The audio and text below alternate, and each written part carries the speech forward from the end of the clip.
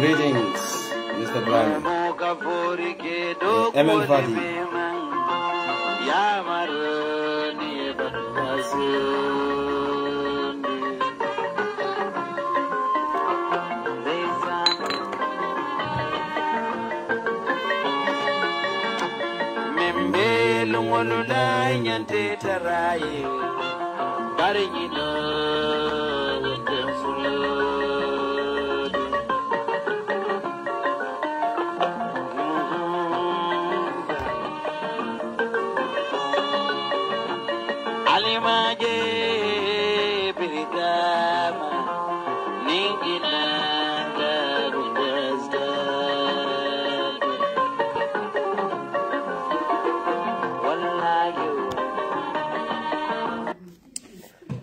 So, greetings to the viewers, the listeners. Ngal kontong al tol ngal kontong la. Alin kibaro nyintal ya janjandi ni men sake no audio ya janjandi. Ya janjandi banko kong Sulanding Kunjaro le kina. Farsa na mbe block la. Momo bayan na kona de nyimbe. Bayan yola kona de janjandi mbe block immediately. So mbe bisirin do kudlada. Nen Sulanding Kunjaro communicator kabiring wo 12 o'clock ma fala. Par mbisi tala be nyin desol ko be afternoon ne nin jitana ben kana ga update nyinke. I had a dialogue with Sulanding Kunjaro, and then another Sulanding Kunjaro with a very similar information ngawla compile ngana waldi gambe dingola, especially United Democracy Party, and then the West Coast, the people at the West Coast. New information on mortality. United Democracy Executive. Member Mbulu Jankana Memfo Jamba screenshot la. Mo dola number Bembulu among them mba kila we yajibe. But the names and in other details only will be protected. Sulanding Kunjaro is Sulanding Kunjaro. Other name is just Sulanding Kunjaro. Yeah. So I don't know about chronically plan on Yindelale. Il left another distraction on the canal. Puru ebe Adama Baro shit. Nyanta kila dladoleto. Nyanta in kila dladoleto now. Just a minute, I'll be back. I apologize. I had to get back to some of the info. The Sulanding Kunjaro are very good info. Yeah, very good. I got all of them now. So wala mo information to me alonko. Mina mbole reveal la leko Sulanding Kunjaro la information e mensoto 5 to 4 hours ago meeting menketa between Adama Barona and some security leaders and the Brown Boys. The PIU officers are named the Brown Boys, many alonko, or the Grey Boys. Adama Baro got yalo ya jame green boys or barsa adama baro e mole initiate government the grey boys nyen mo mole timeni yalon ko yewlen prepare pour que violence on create men intent to brikama area council o ba ke kan dalilo menta wala nyindi ko ya wuli yankuba la kama barjani mbe o kala dro nga muru back to Sulanding Kunjaro la headlines o lingin kan ndolka anything for jang a bemo information already me alonko sabari tale ndolka kibaro nyindi le accordingly ntol mo messenger dam malati so gambe dingon le be nyin lamoyla al tutale bulo kono je so Sulanding Kunjaro kibaro men kinanja wala nyindi ko adama barode he personally ordered the vandalization of the Brikama New Market. That is the BSC. Me alonko abe under BSC. Yankuba nyoli yedula kutomenta ya alo pro na musolo na badi ngolo na Gambia dingol meni akate chike ya di Yankuba dabola. Pura ela life nyim falling. Because dali dat ni Yankuba tomo ikaeko na management na tax nying a managing ya muroni na kampru ngam fan nafa. Yankuba Darboe na la mole findite be wodo ko leke kan Gambia kono because kono silfo sonko be watu men aka batara kolo men cika Gambia dingon la taxpayer sol musul la kodo aka batara din cika aka di Adama Barola anala chronisoli kana ka kodo nyinta kataka jenoke Yankuba o jeno nyina stop ani ka kodo Gambia dingon la kodo batara din tinya o banko kan Brikama area council. This information didn't go well with Adama Barola. Yankuba la drastic measures amenta pour que Gambia dingon la tax nyim protect. It doesn't go with Yankuba, Adama Barola Mansakunda. It doesn't go well with them. So in Alanamuneke, so Yankuba a new market omen bill under the leadership of the chairman Yanks Darboe.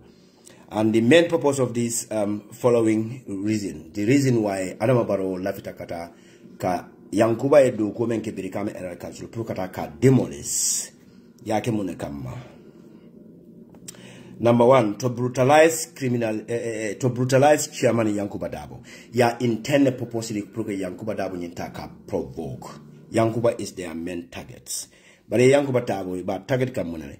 Il after procomeni tada. This grey boy sol many alonko. Adama Barola Mansakunda eki. Adama Barola Mansakunda e conclusion menke la kulloto meeting menke. Itade meeting onyenke parade to mamela wala nyindiko. They have plan to provoke Yankuba, plan A and plan B. Plan B mumune to wala nyendigo. Ila green boy soli oli prepare ndile be arm sol dile la. Ibe prepare la ko UDP la supporter sol le molti. Wala mu Adama Barola grey boy soli nyenti. Gambia dingolo ngame mfale albe prepare la le. Yankuba la mol meni yalanko ibe Brikama area council. Albe vigilant la le. Be observant. Mol bedia ya Adama Barola mol ye mol le prepare meni alonko the violence ye jorangol dila dumale ibina ibe police le kile na pruka na kadri kama la market nyinta ka demolish ba demolish la. That's the intentionally ya jamme Adama Barola is behind it. Adama Barola green boy so le prepare be murol dile le be jorangol dile do le be arm dila le to either harm the Gambia la PIU officers. This is very authentic information. I swear to the Holy Quran. I know the person that I spoke to. I know this Sulanding Kunjaro is in the middle of road. Mo bete kenola idiot. Mo bete kenola bankudin jawati. Even though abe Adama Barola Mansakunda le kono ati kenola bankudin jawati ko Adama Barola la criminal ol benyame. Ye plano men da wala nyintiko. Ibe grey boy sol nyi amndilale. Adama Barola be PIU officer sol men tala puru kataka demolition on nyintaka protect. Wo the same grey boy sol lebe advance la nyi PIU officer sol kan on behalf of the opposition political party like UDP. Near PIU officer sol nyi harm. Immediately ibajela le komen Yankuba la supporter sol letara kanyim PIU officer sol nye whereatra manke United Democracy Party la multi whereatra manke Brikama area council la multi bari bokela intentionally puru ibaila ko be silo sol la be Yankuba nyentala ba arrest la Yankuba la arrest is pre-planned and the nyanta dundila bungo menkono or the prisoner menkono ba the tendamento for 24 hours is already been pre-planned. Sulanding Kunjaro kibaro samana. One plan B nyindi. Nim plan B soksita noka one of the PIU officers sol nying grey boy sol men yanko adam barola molla criminal le prepare pribe in grey boy sol nying ibe PIU officers sol niol baramod lado sang wala nyindiko they have to come with full force proka adama baro o da yankuba anala doku lalo proka molta ke arrest ne yankuba nyol tayi arrest la plan B men wala nyindiko ibe yankuba Darboe ba make sure ya arrest Silfo Sonkonyol Bias Sonkonyol and other key members within the 𝒕𝒉𝒂𝒏 Council. Ibe detained for 24 hours after be bulalale. Niye muta ibe detained for 24 hours. But niye muta lale prepare me alongo is subject to radioactive chemical. Many alongo chemical ole wobonyimbe ya chemicalize le comme susula netol bije whatsoever bije wonia inhale. Abe yankwanyol ta ita detect that particular time. But near release after 90 days nina effect nyimbe fintle kamaja mostly within the near if you are subject to that chemicals aka work within 90 days akela long soul ela major organ soul nyaka ole damage balon kono. This is the pre-plan arobarola mansakunda menke puribe yankuba harm la nyamen because legally masotono cyber try ka harm in many ways. Sulanding Kunjaro Yinkibaro Samanam Prokana ka fali. So what I need to go make sure that Yankuba ka brutalize ka arrest and charge him for obstructions.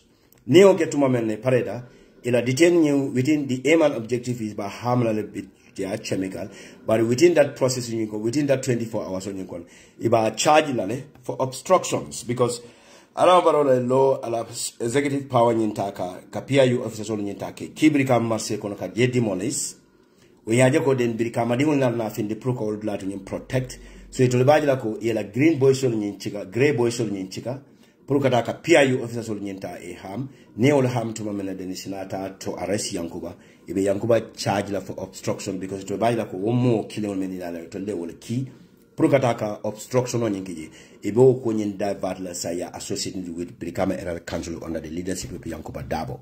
Kajako will let obstruction on yin. So Ebina Jacob Yankuba in charge for obstruction and inciting violence, etc. etc. This is their plan, Ibemenka. All this text information on Yimba popular as a text at later part of Nimpaleta show yindo. Gambia di mensa read no online ya read. Ni mention do the dano audio di ya bondi audio di ya janjani WhatsApp group all kono 𝒕𝒉𝒂𝒏 Council molo al separe. Plan B, another B. President Barrow is very worried about the Prime Minister Ousmane Sonkola's statement on Amendi. Ko abe Senegal sojaro nyinta abe withdrawla Gambia konole. Where President Barrow nyinta are confused. President Barrow another plan B lesodo. Either President Barrow ta with the presidential election in 2026 wallahi violence nyimbondi atala pre-plan on moment wala nyendego abe banko nyin hand over nola sojaro bulu nyaade le sidinja nyol nendi new CDS la plan on membe kere kola nyendego they have to make sure that ni tada kate for us keno ana baro masakunda be bola and no kera obekela ana baro that is going to be very detriment with Adama Barrow anala mansakunda kurumol. So monebina happen again, wala nyentigo. They will try to create a violence, violence in Keda. Ibalako this current CDS ni sirinja nyelbe plano menkeke Gambela Army Institute ke nyame. Police na be banko hand over nyame. But Sulanding Kunjaro e wonko.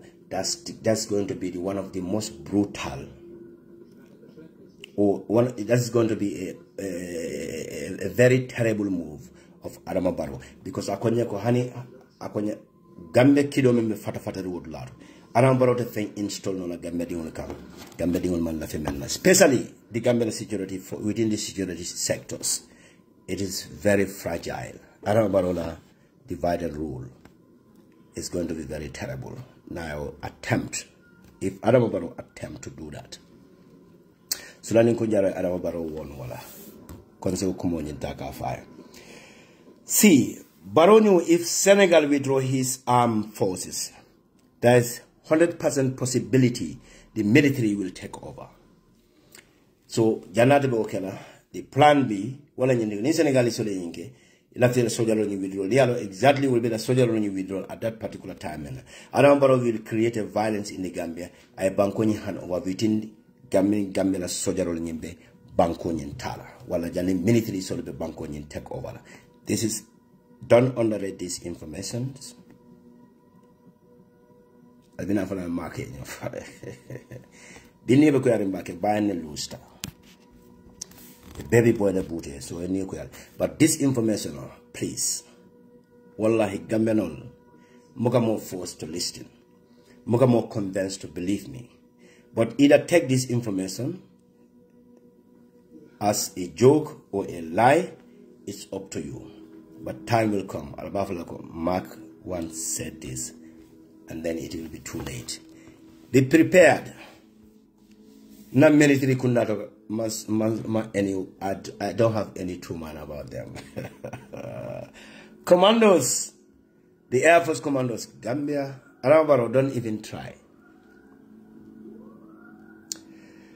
So, Arabaro na koni uketa tumomenareki, and then 90 there's a possibility of 80% ko. The current CDS ne Sidinja Gambia Army ni ba manipulate kanyame at a possible no, and that is going to be a very brutal revenge. And likely the military will take over the country. And then the information on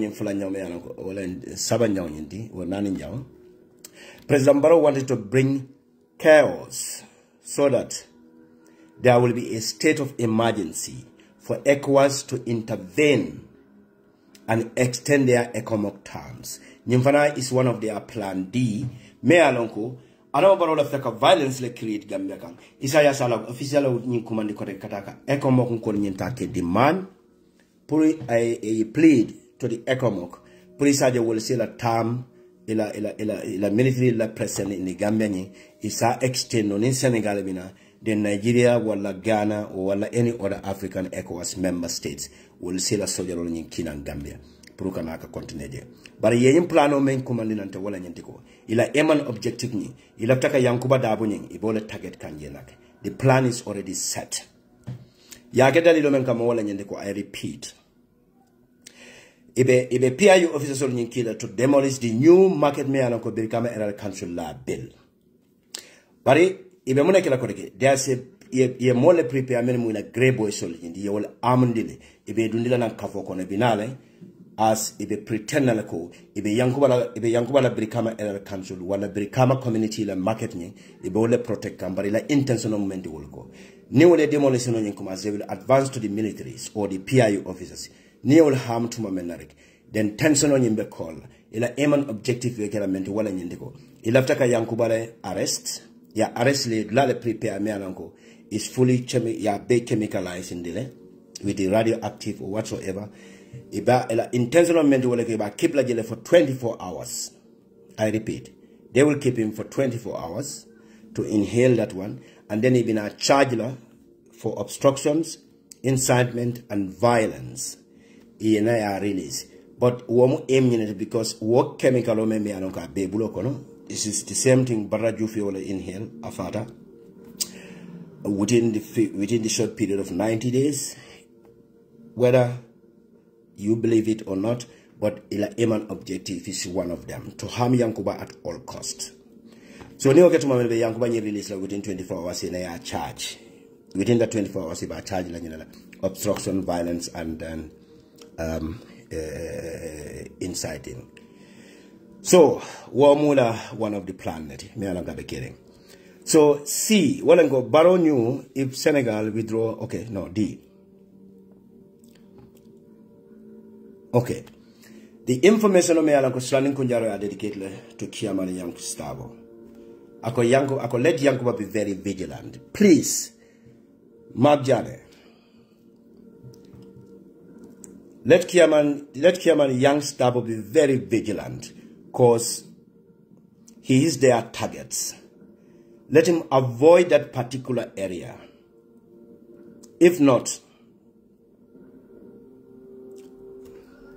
wait. I think I need a spectacle. This mobile in that screen is so terrible. You know, let's keep my young one be very vigilant, because this is their target. Let him avoid that. Let him avoid the area. If not, it is going to be part of their operation plans to fire tear gas. Okay. Eko isa for Yanks Darboe eko. if we can completely avoid ning grey boy solia start violence in create Yankuba Darboe Menkela will to completely avoid that particular areas. Because number one, they have their plans, many along with the tear gas on you by aimlale, particularly Puribe Yankuba Hamnyo Nyadile, about final Lakanyadile, Kwe Menke, a honorable lawyer Darboe as swollen Konopuka suffocate, Puribe Yankuba suffocate Nilonyaman during that process, about suffocating Nyadile. They like there's what they did to Honorable Lawyer Darboe compound in immediately after 2021 presidential election. They can attempt the same silly things to Yankuba Darboe and other employees, especially the Brikama communities, the innocent, poor Gambian women in the market. Ila aim and objective menti wala nyendiko. Ikanala prukal harm in the name of one individual. Because of one individual, me alonko ay batara yale stopu birikame area council okono. Silfo songo ka Gambia dingola altol fuaro la taxa ka batara di withdraw akataka di Adama Barrow Masakunda la kataka batara di nchika ka musolta akatake jene. Yankuba ya wale stopu birikame maketo ingona. Ako mol meni alanko ka taxi ninjo, merol meni alanko, ijikita lako Yankuba le bela life nyim falin. Ika taxi menjo Yanks be wal taxi netala. Aya murundi kan to have a better life. Ila hope ya lani kio menka. Adama Barrow Masakunda ka nyate wale jala. Wadali lo atne lafta. Either ya harm, physically, mentally, even health-wise, danko ritaje ko to left men na banko ka weke. Wala to la fuare ya continue banko ka. So this is the time Gambianoli Ali unite. This is not about UDP. UDP kadama kilinte biri kama maketo kona kodoku ke udlato. Gambia din kilinte udlato me ala ko opposition ole. Iya mena ko woda maleke benefit Yankuba la doku nyin kona be menke kam biri kama era council. The entire West Coast, Birikama is their capital. Ye banko long, jang han jaman jang.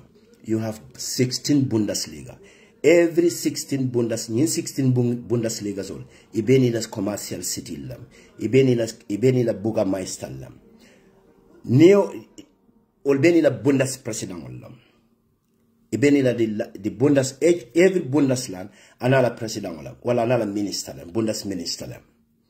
So ibala ko each minister wala mu Yankuba Darboe nyolti, wala kateke represent the central government. Each development on each Bundesland na development on fonk ibe ka membe so de la banko ke ka dundi jele ko Yankuba ka West Coast la kodo nyinta ka spend West Coast ko le nyame ibuka kodo nyinta ka di central government la.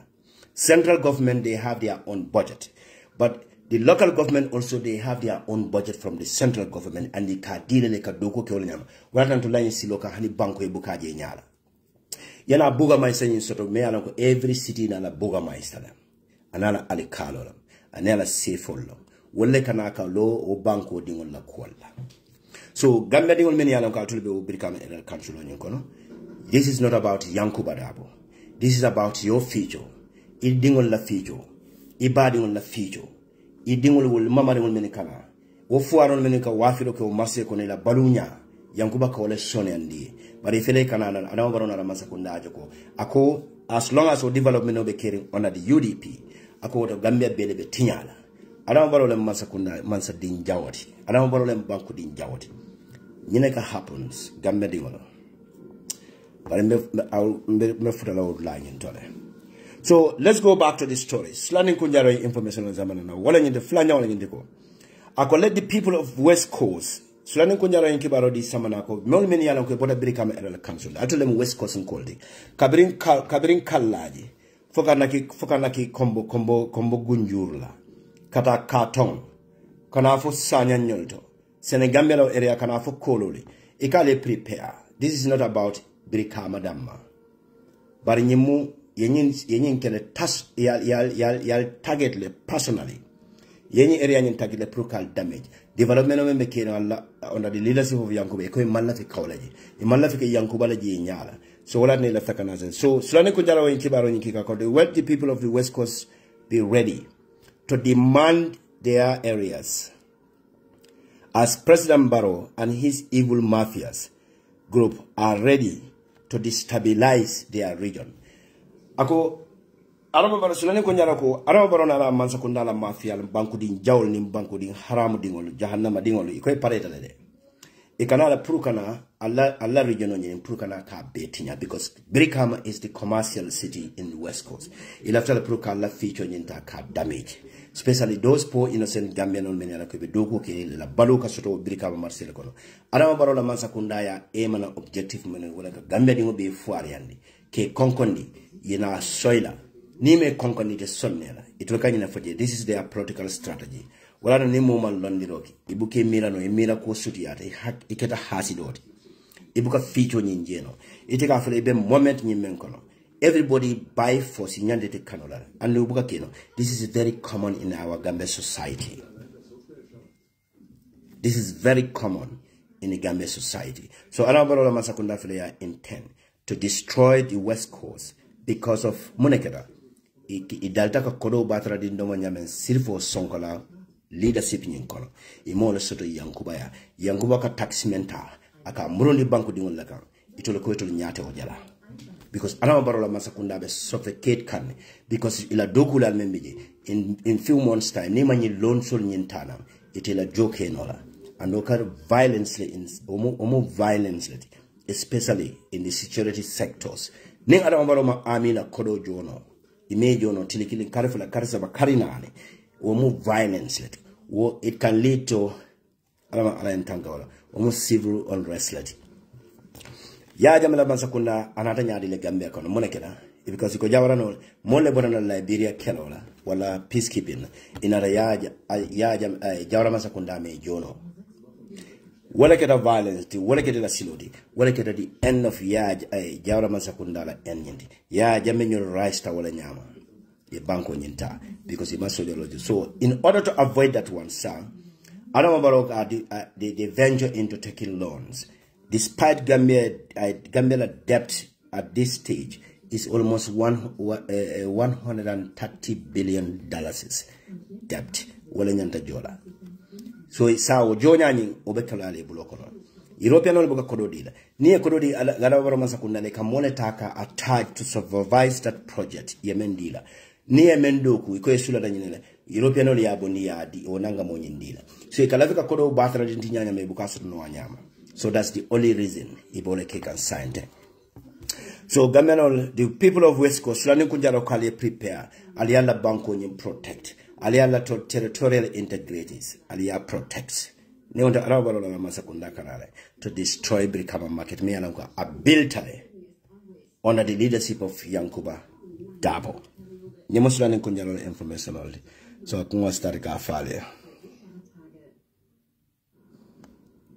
So they will charge him for obstruction instead. Okay, fine. That is another rectification on what you know. Sulanding Kunjaro yening kibarole nati akuma fogambenole sukuta mbatata bim batata de malala do good later. Sonde mena jambake. Alambado message le jolontan na box ko no sanga jiji be ngana ko jana the information menala la ko la nyindiko.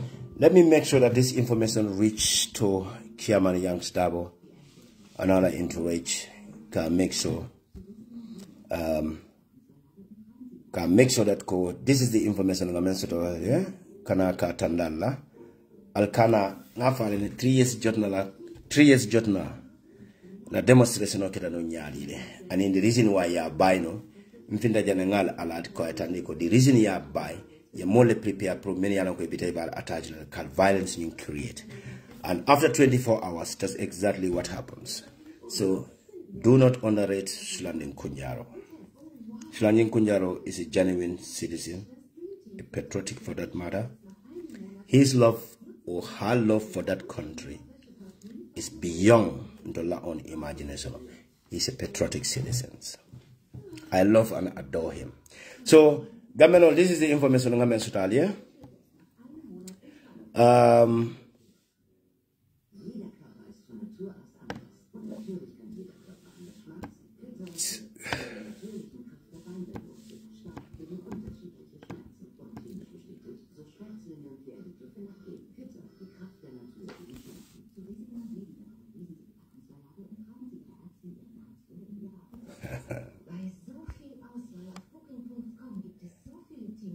Okay. Mena na mayinkile na sante. Makile.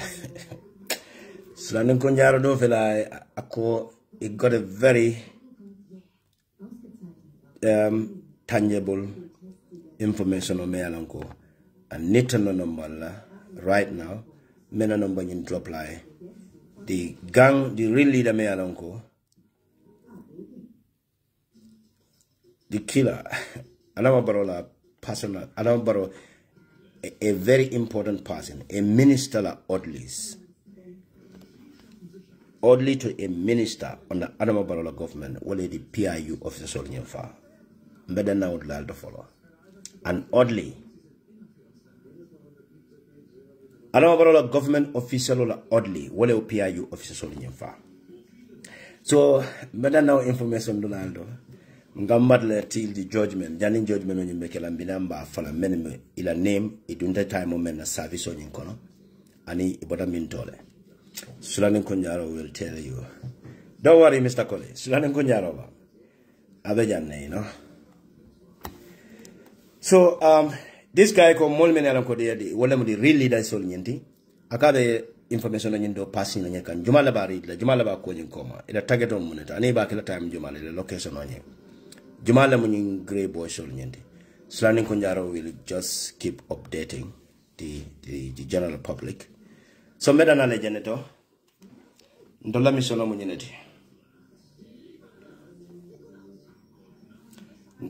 munyineti no West Coast nkola kala je kwenye muyanku badabala quality albe finti kambe be fakane that country banko ni na bo jita airport akonye ni Gambia no ni the moment jita airport tumana akonye ka sokle Konyeka sokle.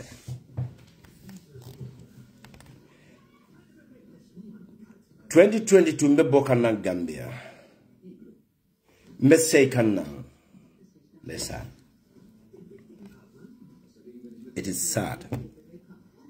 Nzafano mbetakane. I landed at the airport. Kebaringo botana kebaringo me yalanko ngaji bia keskeno mfa flamatine. I struggle kana back on your motor. Nkumbora, you know.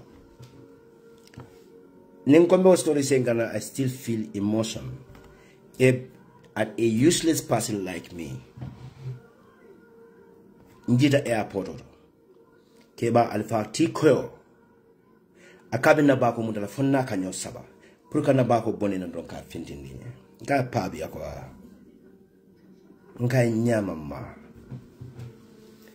Ngai nsima nkundu ngai ndeboda da mente yalo ne ndeboda foni la wulo le kono nde bañul musama do la ledi nde bañul ndeka samale do nim bañul ko balo bañul ngana ko jibon la ke nyela kanol kani marcel kaji kuchal ni fenkol imagine ko warta nyama kan kawle duni ka dun ka sama la wulo kono ke wafi to survive berina dadi banda ngande ta hayla kanta alifa do ko ni memmo kon tala alifa nkumbota nkaye pabi blana no mangata ngana ba ko nyimota na finta banta mol ko non tadalo airport la nyati non akonye ndoma bi menyana doma akonye ndimma bi menyana doma na sokona manso nga wo tati nan tingi do kundi menta metana te motuta ala bulo ala lam mansa tala manjara proko sifa fajam ba ni jita gambela mas gambela airport ni mol ka benno foni sai ko le falinji bari ikam moje meyano ka ba ni nya boyta kan tuma mene kan ko nyimbe batarine paringol ka hosul ke dingol ifon dingol fulangol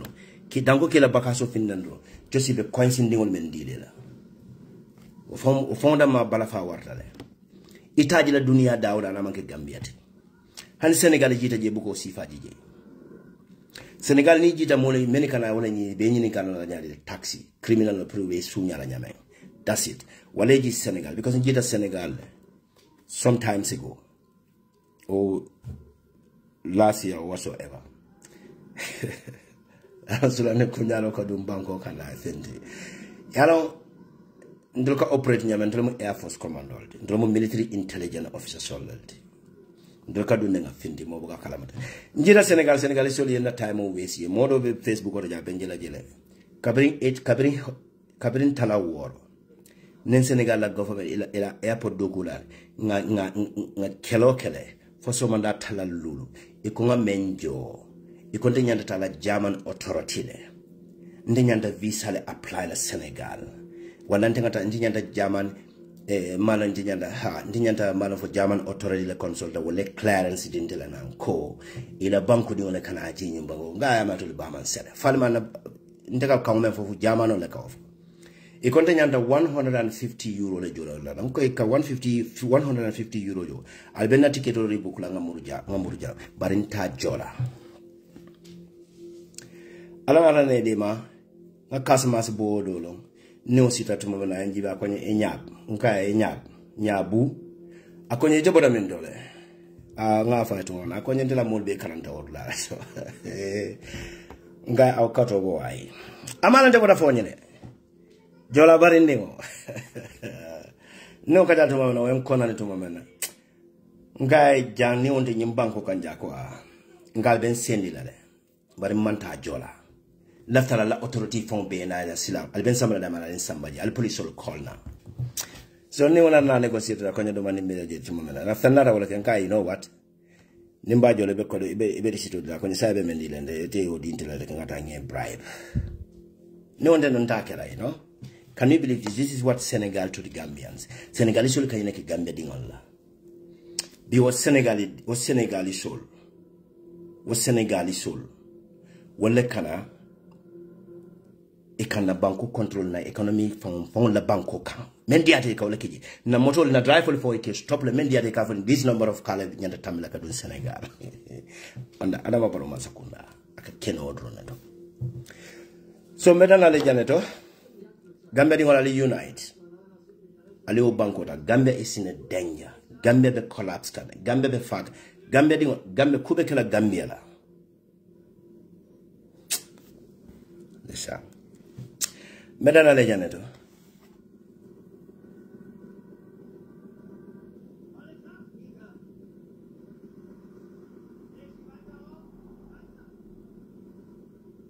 Exactly, Mr. Jawara. Ika wafila.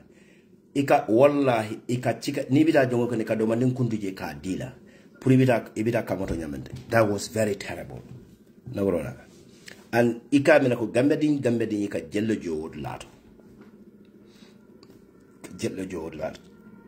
it's very sad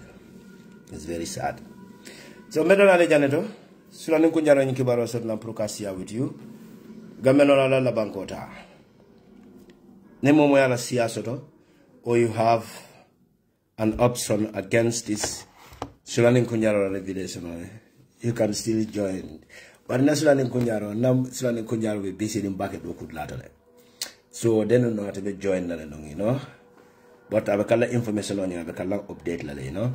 So Sulanding Kunjaro information on the Maladina Prunga Tandi Gambedi on Nako, Ninebe Kiring, alla Bangkoka.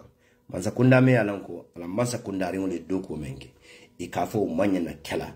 Ni adoku ike badle ya adoku ye pare yete ya tia because of ila hate toward an individual like its citizens. Yangu memele yangu bala patriotic yala.